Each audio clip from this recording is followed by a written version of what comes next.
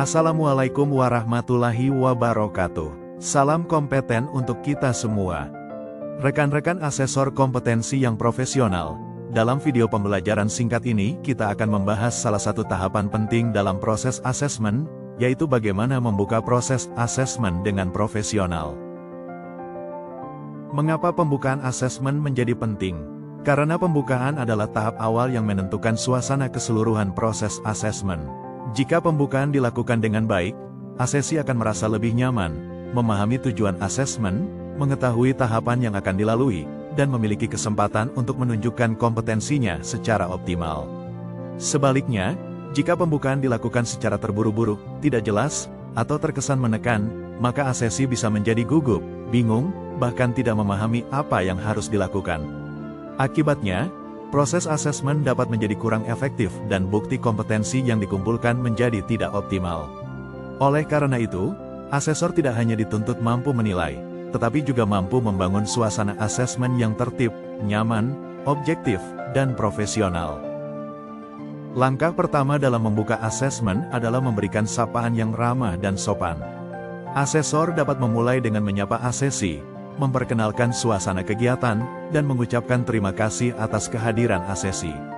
Sapaan sederhana seperti ini penting karena dapat mencairkan suasana. Asesi yang awalnya tegang dapat merasa lebih dihargai dan lebih siap mengikuti proses asesmen. Namun, ramah bukan berarti kehilangan wibawa.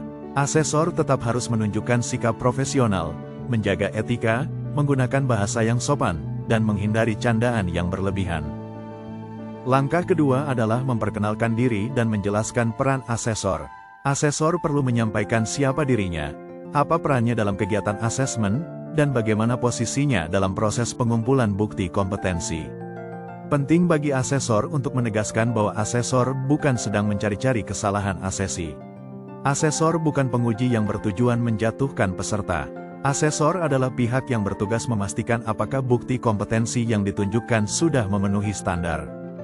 Dengan penjelasan ini, asesi akan lebih memahami bahwa asesmen adalah proses pembuktian kompetensi, bukan sekadar ujian yang menegangkan.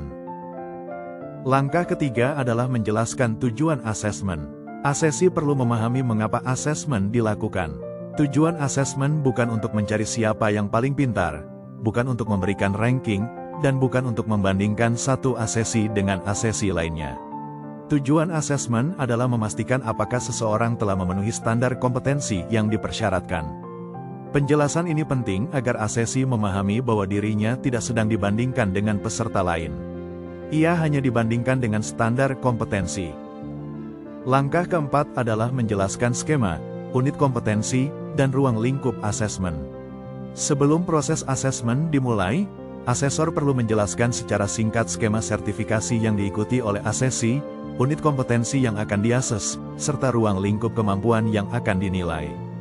Asesor tidak perlu menjelaskan seluruh isi standar kompetensi secara terlalu panjang, tetapi cukup memberikan gambaran agar asesi memahami aspek apa saja yang akan dinilai. Asesor perlu menjelaskan bahwa aspek yang akan dinilai meliputi pengetahuan, keterampilan, dan sikap kerja yang relevan dengan pekerjaan sesuai skema sertifikasi. Dengan demikian, asesi mengetahui bahwa yang dinilai bukan hanya jawaban lisan atau tulisan, tetapi juga kemampuan praktik, dokumen pendukung, cara kerja, prosedur, dan sikap profesional. Langkah kelima adalah menjelaskan tahapan proses asesmen. Tahapan asesmen perlu disampaikan secara runtut agar asesi tidak bingung. Asesor dapat menjelaskan mulai dari konfirmasi kesiapan, pengumpulan bukti, pelaksanaan metode asesmen, sampai penyampaian hasil dan umpan balik. Tahapan ini penting untuk memberikan kepastian kepada asesi.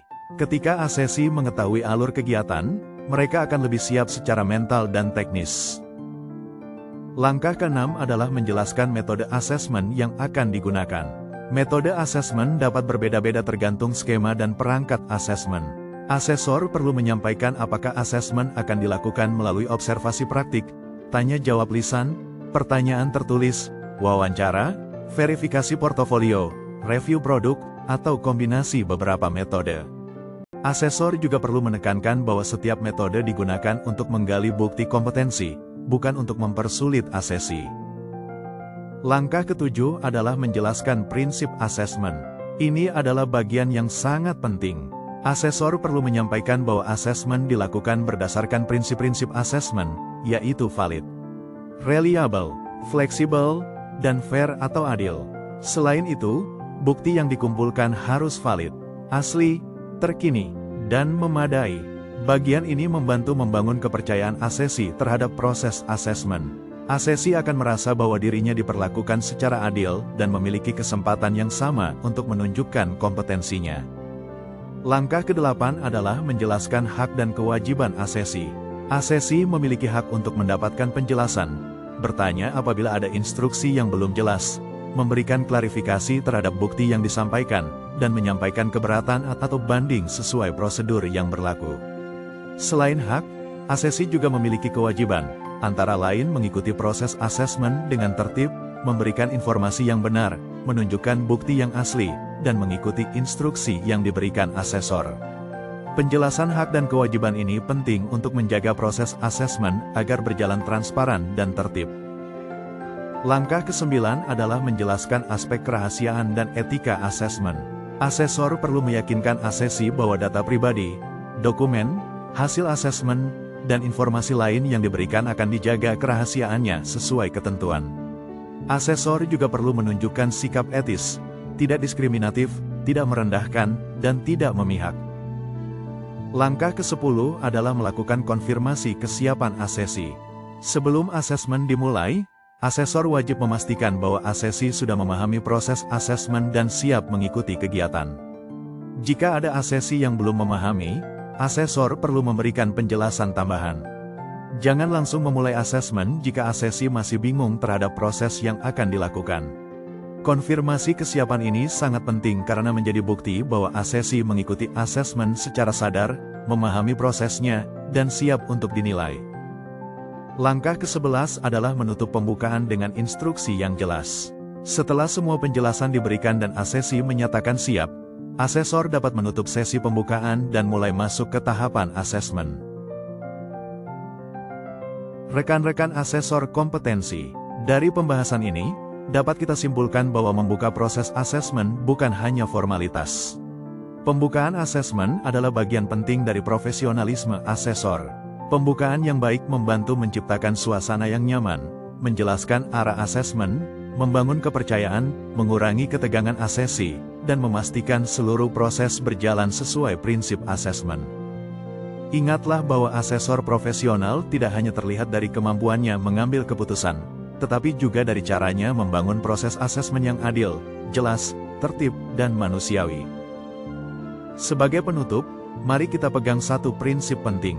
Asesmen yang profesional selalu dimulai dari komunikasi yang jelas, sikap yang ramah, dan komitmen untuk menilai berdasarkan standar kompetensi. Terima kasih dan semoga bermanfaat. Wassalamualaikum warahmatullahi wabarakatuh.